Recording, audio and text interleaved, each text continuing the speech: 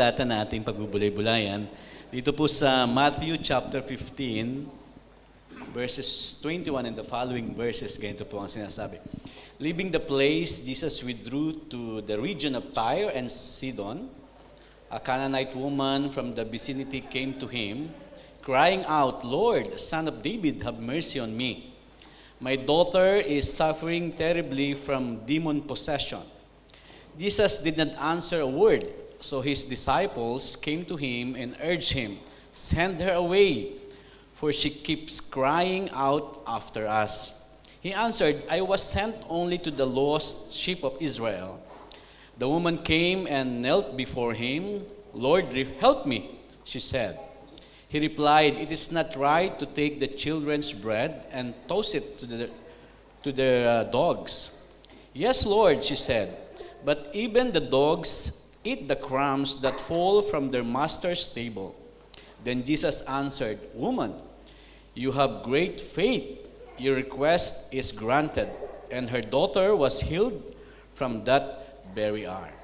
Purihin po ang Panginoon sa kanyang salita na ating pagbubulay-bulayan. Magandang umaga po sa inyong lahat. Pwede po bang batiin natin yung ating katabi ng ako'y nagagalak na kasama kita ngayong umaga? Amen. Praise the Lord. Masaya ka bang kasama ang iyong katabi ngayon? Praise the Lord. Amen. Tutuwa ako kay Kuya Alan, ano? Praise the Lord sa ating kapatid na Kuya Alan na nagbiministeryo ngayong umaga. No, lahat ng first time talaga nagpipredict eh. Mayroong prediction kay Japet. Japet, ano? Magiging magkakaroon din ng team, ano, balang araw. Amen? Amen. Praise the Lord. Sige po, nais kong simulan ang mensahe ng Panginoon ngayong umaga sa isang kwento ng isang reunion ng isang pamilya. Birthday ng kanilang nanay, so nagkaroon sila ng 3 araw na reunion. At yung birthday ng kanilang nanay ay Mother's Day din. So meron siyang 6 na anak na mga nagtapos ng pag-aaral, magaganda yung trabaho, so nagkaroon sila ng reunion. So 3 days yung activity, mayroong mga groupings, at isa sa naging devotion or reflection ng kanilang mga anak ay yung Proverbs chapter 31 na binasa kanina ng ating kapatid. At sa panahon ng reporting ay nagpahayag yung panganay na anak. Sabi na, ito yung aming naging reflection tungkol sa nanay, sa isang kababaihan. Ang sabing ganun ng anak sa kanyang pag-report ay ang nanay pala ay kailangan maaga gumising. Ganon, no? Ang kababaihan pala ay kailangan maayos, kapuri-puri. Sabi ganon. Ang kababaihan pala ay dapat ay masipag. Ang kababaihan pala ay dapat ay hindi nagpapahinga. So ganun yung report. So yung nanay ay tumayo, sabi niya, ang ganda naman ng reflection ninyo. Ang ganda naman ng inyong reflection. Kaso nga lang, parang more in job description. Trabaho para sa nanay o sa mga kababaihan. Sabi ng nanay, pwede ba sa susunod ang pag-aralan naman ninyo, Awit chapter 23? Kung inyong kabisado yung Awit chapter 23, tungkol ito sa The Lord is my shepherd, I shall not in want. Na ang Panginoong Diyos ang siyang magpuprovide. Total naman, para siya sabi ng nanay, tapos na kayo sa pag-aaral, magaganda yung trabaho ninyo, so panahon naman para kayo ay gamitin ng Diyos para mag-provide. So, yun po yung kwento. Ang ating pong pagbubulay-bulayan ngayong umaga sa ating pagdiriwang ng Mother's Day ay ina, instrumento ng Diyos. No? Woman, mother, an instrument of God. Marami pong multitasking ang mga nanay. Tama po ba? No? Ang mga kababaihan o mga nanay ay nasa prinsipyo na tinatawag na steward. No? Pagiging katiwala.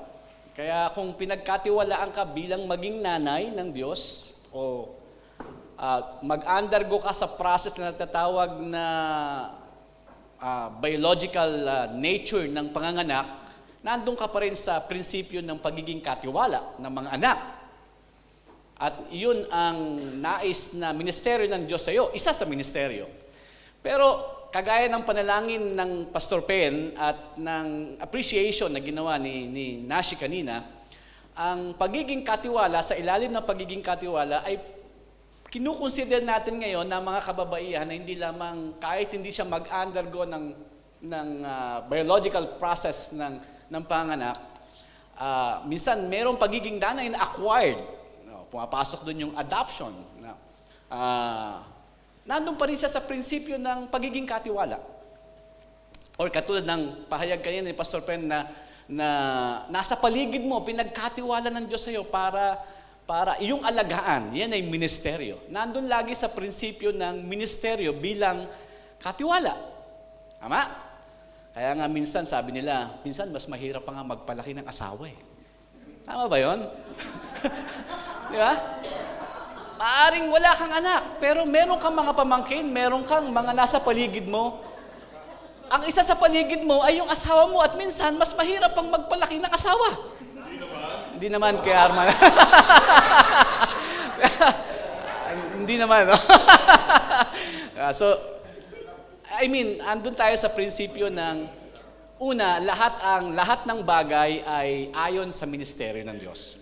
Lahat ng bagay ay ayon sa pagiging katiwala. No? Hindi ka man mag-undergo ng panganganak, hindi ka man mag-undergo noon, ay nandun pa rin sa prinsipyo ng ministeryo at ano man ang pinagkatiwala sa iyo, ay gampanan natin yung ating tungkulin. Amen? So mahirap ang trabaho ng isang kababaihan, no? Ang isang, o kung ikaw man ay nanay o isang mga kababaihan, sapagkat multitasking, marami kang trabaho sa loob ng bahay, no? Ikaw ay gardener, ano pa?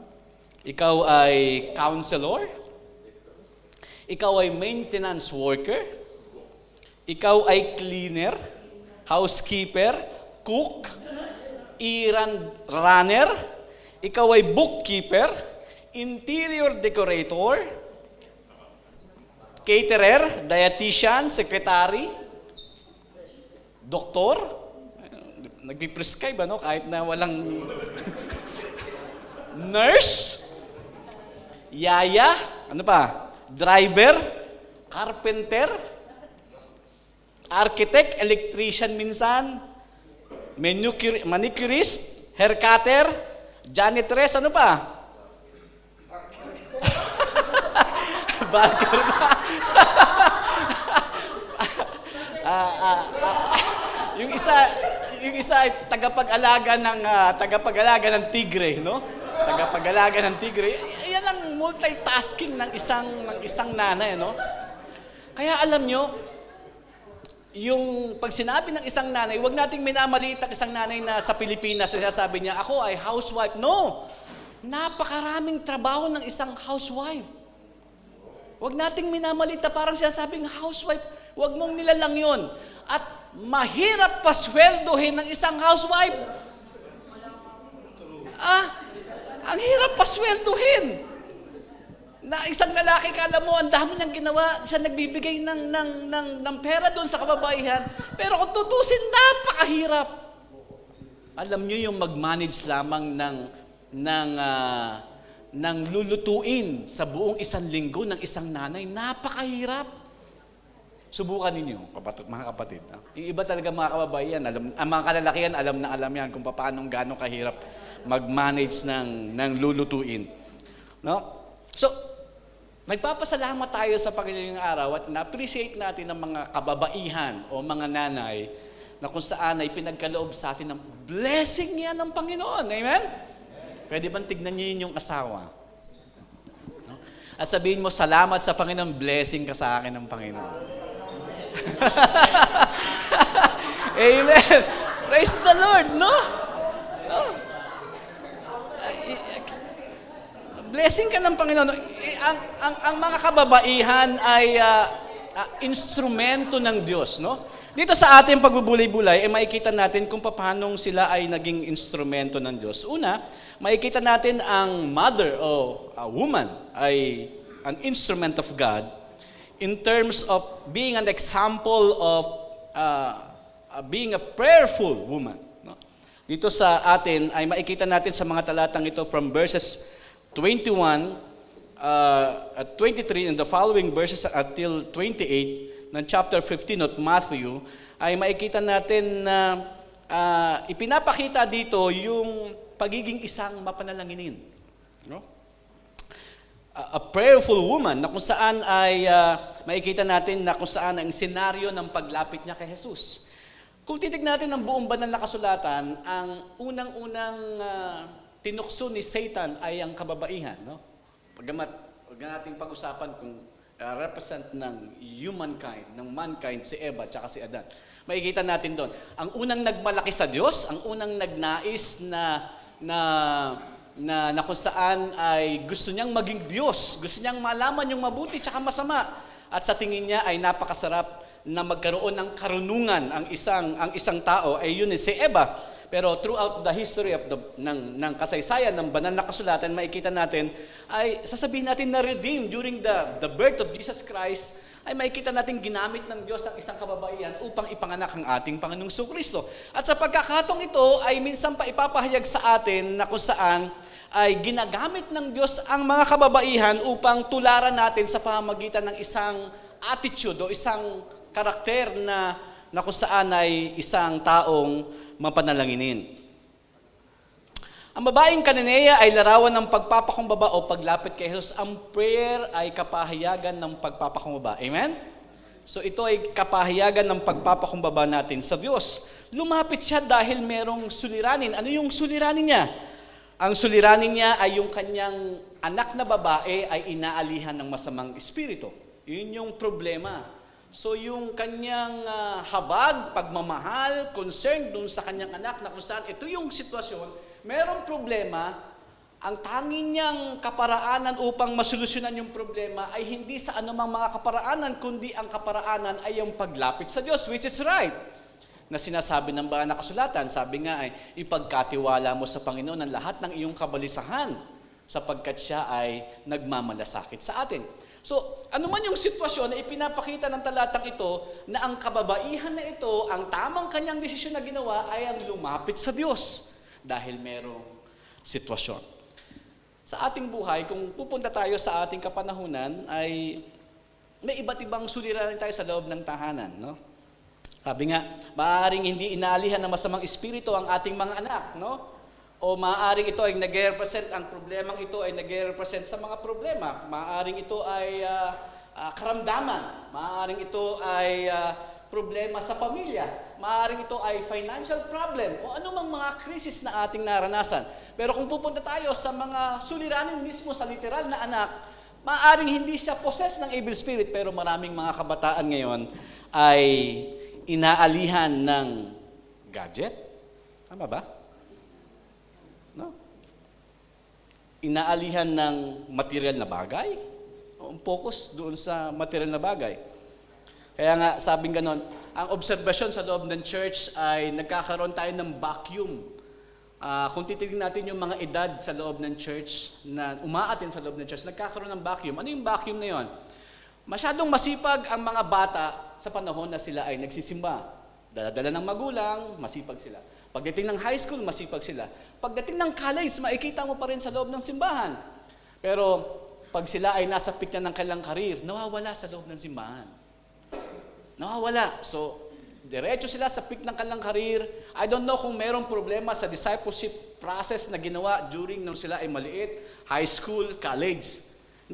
Tinitignan ko ano yung naging problema dito na dapat gawin ng church upang mag-mature, upang magkaroon ng spiritual growth during that time.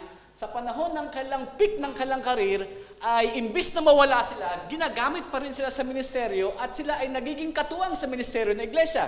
Pero sa obserbasyon sa Pilipinas ay nagkakaroon ng vacuum sapagkat nawawala. At siya sabi nga, ang suliranin na yung spiritual growth o discipleship making process na ginagawa sa loob ng church. Kung bakit nawawala sila. Kasi talagang nawawala. Kung saan sa nagpupunta. Masyadong nalululong sa mga material na bagay, sa demand ng paligid, bumabalik na lang bumabalik sila sa edad na kapag nasa panahon na ng pre-departure age. Ano yung pre-departure age? yung matanda na, no? Matanda na at nasa panahon na ng retirement, nasa panahon na ng kung saan ay dapat ng maglingkod sa Diyos. Okay, so, possess ng gadget, ng material na bagay, possess ng barkada, possess ng bisyo, minsan ay obsessed ng boyfriend o girlfriend, at minsan nasasabi natin, minsan magagamit natin yung term na problematic ako doon sa aking anak, no? So may mga ganong sitwasyon. Kaya nga napakahalaga ng tinatawag na kung ikaw ay nanay, lalo na si Ate Abby, congratulations Ate Abby, no? Napakahalaga ng tinatawag na formative years, no? Kung ikaw ay isang nanay na nagpapasimula, napakahalaga ng tinatawag na formative years. Ano yung formative years? Ito yung sa panahon ng from 0 to 8 years old ng bata, ay maglalagay ka dyan ng maraming pundasyon. Maglalagay ka dyan ng maraming mga dapat na magtatanim ka dyan, no? Upang kapag lagpas niya ng formative years, ay haharap siya sa tinatawag na environment na kanyang ginagawa. Kung mapapansin natin, biruin mo, yung bata, mula sa kanyang pagkasilang, mayroon tinatawag na nature, no? Meron siyang inherited nature na personality na nakuha sa kanyang nanay at tatay. At hindi lamang sa kanyang nanay at tatay, yung nanay niya, merong mga magulang pa. Ancestors. Dalawa yon na minana ng kanyang nanay at yung nanay niya minana ng kanyang anak. Meron pa, yung kanyang tatay. Yung tatay, merong di mga magulang yon na minana ng kanyang tatay at minana ng kanyang anak. So, ang daming behavior na kanyang namana, no? Andun yung tinatawag na karakter niya, personality niya, disposition niya, yung kanyang instinct, yung kanyang personality, yung kanyang temperament, no? Sabi nga walang bobong tao, no, mga kapatid. Sapagkat merong matatawag na multiple intelligence, no? Lahat tayo ay may kanya-kanyang talinong ibinigay ang Panginoon. So walang i-consider na bobong tao. Sapagkat lahat ay merong kanya-kanyang intelihenteng ipinagkaloob ang Panginoon. Pero sabi ng psychological research o empirical data, which is scientific processing para i-prove yung theory, ang sabi niya, isa sa academic intelligence ay laging namamana sa nanay. Wow! Parang hindi umaagree si Jethro. Tama ba yun? Wow! Mukhang napuri yung mga nanay dun. Isa sa which is napatunayan through empirical data, no?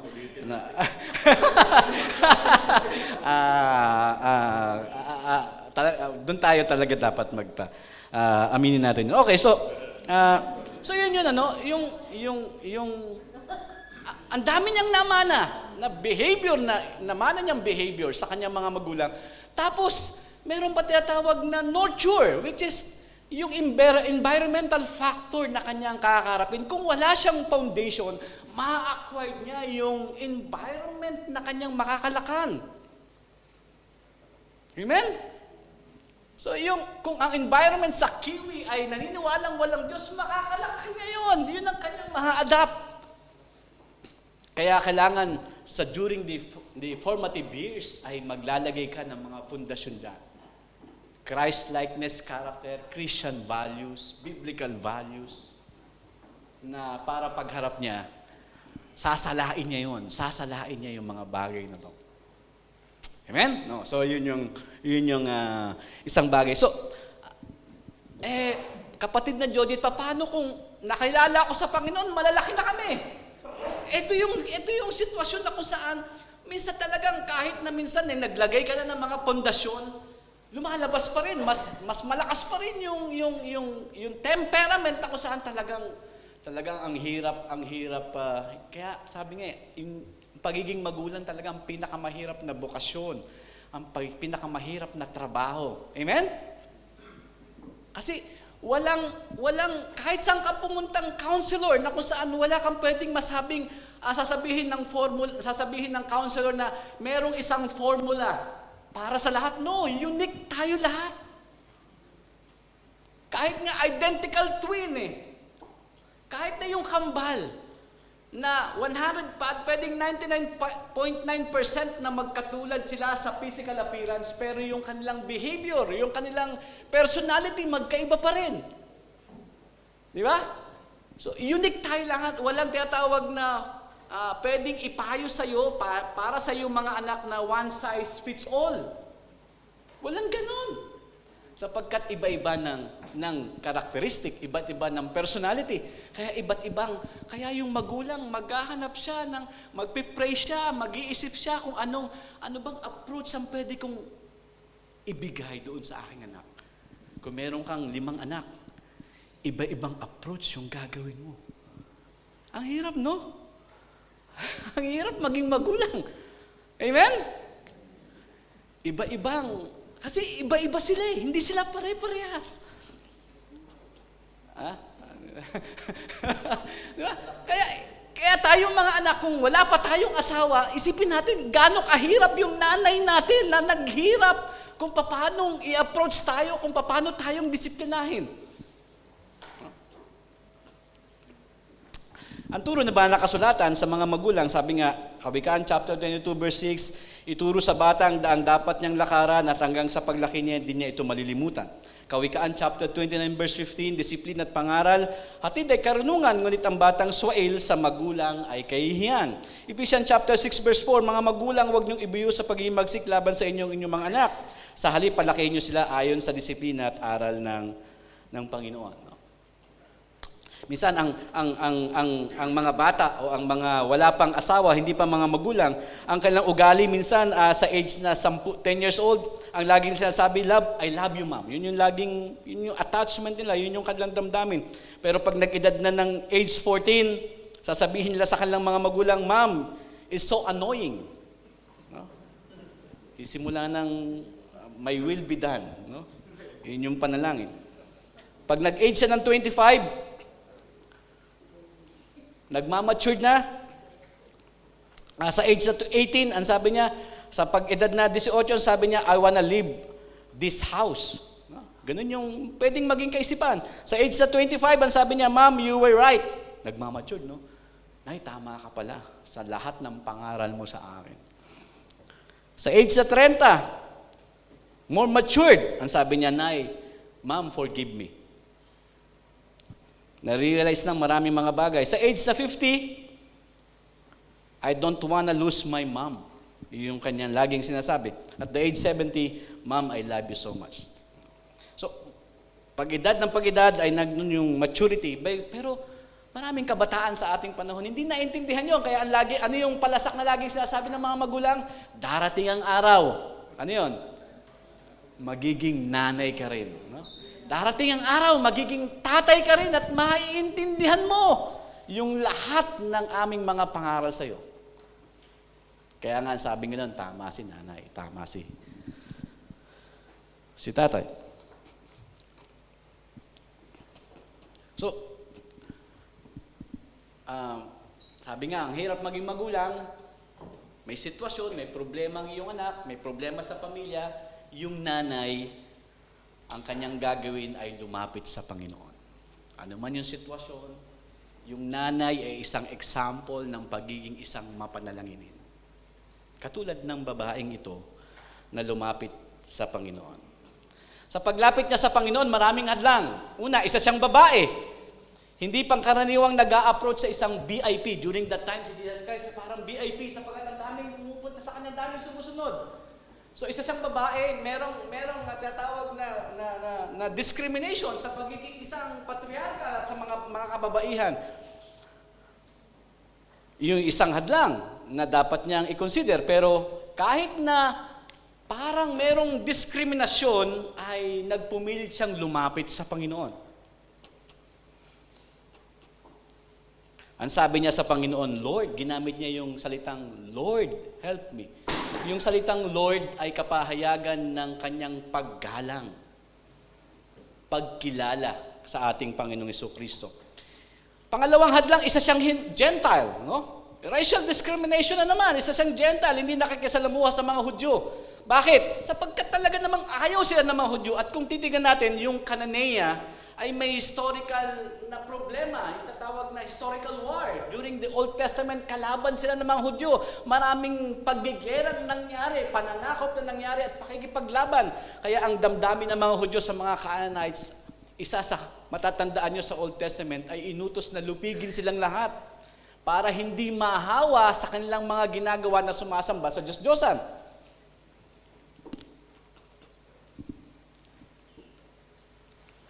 Pero kahit na ganoon ang kanyang kalagayan, lumapit siya. At ang sabi niya, anak ni David, no? Pagkilala, kapag alam niyo si Matthew, lagi niyang pinipresent na yung mga karakter, kapag merong paglapit kay Jesus, lagi niyang binibigyan din yung tinatawag na Messianic Jewish title. Ano yun? Yung pagpapahayag na si Kristo ay yung pangakong Mesyas na manggagaling mula sa lipi ni David. Kaya dito binigyan ng diin na yung paglapit ng kababaihan na ito sa Panginoong Diyos ay paghingi ng tulong, pagkilala na siya yung Panginoon na may kontrol ng lahat ng bagay, at pagkilala na siya yung tagapagligtas. Na hindi lamang sa mga pisikal na kalagayan ng tagapagligtas, lalong higit doon sa espiritual na kalagayan. No? Siya ay lumapit sa ating Panginoon. Ano pa yung possible na pwedeng makadisappoint sa Kanya? Tumahimik si Jesus. Pirin mo, no? Humingi siya ng tawad. Walang kibo si Jesus. Pero hindi nangangulugang, sabi nga ano yung ating panalangin? Anong sagot ng Diyos? Una, no. Hindi niya kalooban. Pangalawa, yes. Dahil kalooban niya, plano niya sa'yo. Pangatlo ay, pwedeng yung sagot niya, hindi mo pa nakikita, hindi mo pa naranasan, hindi pa siya nasagot kasi nandun sa waiting period, no? Kaya nga, kapag parang tahimik, hindi nangangulugang nire-reject tayo ng Diyos. So, hindi tayo pinapansin ng Diyos, hindi tayo pinakikinggan. Bagkus sabi dito sa kwento na ito, pinakinggan siya, nakikinig si Kristo. Pero tumahimik lang muna. Maaring test ng faith nitong babaeng ito, at kung paanong ipinapakita ng babaeng ito at nais na maipahayag at maging example sa ating kapanahonan kung paanong yung babaeng ito ay sa kanyang persistency in prayer. No? Panghuling hadlang na pwedeng makadisappoint sa kanya, yung mga alagad, mga bully. Yung mga alagad sabi sa kanya, kasi may prejudice yung mga alagad kasi Canaanite Gentile. Sabi niya, paalisin nyo na yan. Biruin mo, nuutusan si Jesus ng mga alagad, paalisin nyo sila, nag-iiskandalo yan. Maraming kwento na kung saan may lumalapit kay Jesus, laging sinasabi ng mga alagad. Parang sinasabi ng mga alagad na elite kami. Yun yung gano'n, no? Tayo na lang. At paalisin na yan, no? Alam nyo, sa church maraming bully, no? Totoo ba yun? Di ba? Pero tinuturuan tayo ng Panginoon na maging matatag, no? Maging matatag, maging matured. Araw-araw mapagpatawad. Araw-araw mapagpasensya. Kaya lagi kang magdadala ng tinapay, Tinapay na yan, pangalan ng pasensya, no? Pag driver ka, lagi kang may dalang tinapay, di ba? Pasensya, no? So, kahit sa organisasyon, so nandun yung, so, wala naman perpekto, di ba? Lahat tayo dito ay, sabi nga, ang church ay parang isang ospital. Lahat tayo dito nagpapagamot. Ang dakilang manggagamot natin si Kristo. Maaaring yung mga pastor dito ay nurse na tumutulong. Maaaring yung elders ng church ay nurse, caregiver na tumutulong. Pero lahat tayo dito ay yung ating process of sanctification ay hinihil. Unti-unting binabago. Kaya nga, araw-araw kang binabago ng Panginoon. Kaya kung araw-araw kang binabago ng Panginoon, huwag kang mag-i-stay as lumang pagkatao. Kapag na-realize mo, mali yung aking ginawa. So dapat, Lord, sinusuko ko sa iyo itong aking ginawa. Yan, no? Alam nyo, ang isang sikat na pangit na characteristics ng mga Jews, mga mayayabang sila. Tsaka masakit silang magsalita. Yun yung dalawang sikat na sa kanilang mga ugali ng mga Hudyo. No? Kaya si Jesus Christ, ganun din siya makipagtagpo, makipagharap kapag ang mga kaharap niya ay mga pariseo at mga eskriba. Talaga namang harsh din siya magsalita. Kaya nga sabi niya mga lahi kayo ng mga ulupong. Ganun yung mga terminong ginagamit niya. Ano? Pero kapag kaharap niya yung mga mahihirap, mga walang inaasahan kundi ang Diyos, compassionate yung kanyang mga salita. No? So, ito yung itong mga alagad, itong membro ng kasama ni Jesus, pwedeng makadisappoint, pwedeng makadlag, pero nagpumilit pa rin siya. Amen? No? Huwag tayong sumuko. Yun yung tinuturo ng example na ito na sa pagdiriwang natin ng araw ng kababaihan ay manatili tayo sa paglapit sa Diyos. Na hindi lamang mga kababaihan, kundi kalalakihan, lahat tayo ay pinapakita ng mga talatang ito na isang ehemplo, isang example, anuman yung sitwasyon, ilapit natin sa Panginoon. Amen? Upang lumaya. Anuman yung sitwasyon, merong manghadlang, merong mang problema, problema na nga yung inilapit mo, paglapit mo pa kay Jesus, mayroong problema. Pero sinasabi ng mga talatang ito, ay nagtagumpay siya at lumapit sa Panginoon. No? Ano ba mga hadlang sa panahon ngayon sa paglapit mo sa Panginoon? No? Sabihin natin, nahihirapan ako sa panahon. No? Walang time sa Panginoon. Sabi nga ng isang pastor, gusto mo ba laging may problema para lagi kang may time sa Panginoon? Naalala niyo yung, di ba? Naalala niyo yung prayer nung nakwento ko din, di ba? Ang sabi ng isang member, Pastor, pwede bang ipag-pray mo ako kasi gusto kong magkaroon ng intimate relationship sa Panginoon. Ang sabi ng pastor, sige, pagpipray kita, pinatungan ng kamay sa ulo. Sabi niya, Lord, bigyan mo ng maraming problema ang taong ito. Bigyan mo ng maraming karamdaman. Bigyan mo ng maraming pagsubok. Galit yung membro. Sabi niya, Pastor, bakit ganun? Pinagpipray ko, gusto ko mapalapit sa Panginoon. Bakit ang pinagpray mo sa akin problema? Kasi pag may problema ka, sigurado, tutulo pati uhog mo sa pag-iyak sa Panginoon. Tama ba yun? Di ba? Sa Pilipino ganyan, di ba? Sa Pilipino, kapag may kalamidad, punong-puno yung simbahan. Nung panahon nagkaroon ng, yung baha, undoy. Pumunta kayo sa mga lugar na masimbahan na may baha, kahit hanggang tuhod yung baha, puno pa rin. No? Pagkatapos ng kalamidad, puno yung simbahan. Pero pag unti-unti na nakaka-recover, punong-puno yung SM Mall. Yan, no? Pag may problema naman, punong-puno na naman yung simbahan. Di ba? Gusto ba natin ganun na lagi may problema para lagi tayong may panahon sa Panginoon? No. Di ba? Gusto natin ay laging lumalago sa Panginoon. So, halimbawa ng pananampalataya. Pangalawa po, halimbawa ng pananampalataya. Maligpas ako sa oras, So, halimbawa ng pananampalataya, nandun yung kanyang persistent prayer, nandun yung kanyang pagiging persistent sa kanyang pagpapahayag ng kanyang pananampalataya. At maraming mga example na kung saan ay persistent sa kanilang paglapit sa Panginoon. Una, yung example ni Luke na magkaibigan. Alam niyo ba yung ibig sabihin ng magkaibigan na kumakatok at kailangan ng tinapay? Sa tradisyon ng isang tahanan sa mga Israelites, yung pangkaraniwang tahanan, natutulog yung mga tao sa lapag. Kapag bubuksan mo yung pinto, kailangan mong gisingin yung mga membro ng pamilya. Ganon ka-istorbo yung gagawin nung example ng magkaibigan sa Luke chapter 16, chapter 18. Kaya sabi ngayon, kaya ko siya pinagbigyan dahil sa kanyang pangungulit. Yung babaeng balo doon sa masamang hukom, na araw-araw na lumalapit, ang sabi nga ng masamang hukom, hindi ako naniniwala sa Jesus, pero dahil sa kanyang pangungulit, ay aking pagbibigyan. Si Bartimeo, isang bulag.